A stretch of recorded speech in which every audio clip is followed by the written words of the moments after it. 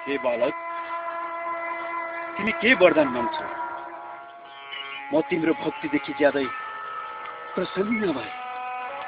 वरदान माग बालक, वरदान माग। म तिमीलाई वरदान दिन तयार छु।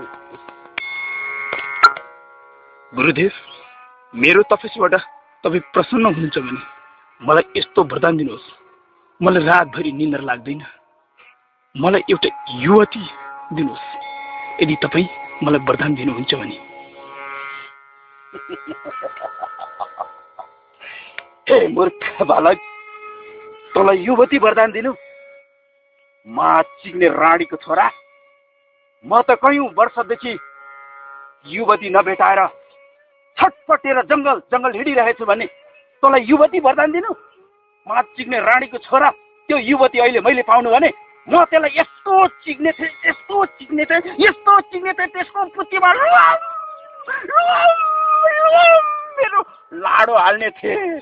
तब त कति मिठो हुन्थ्यो।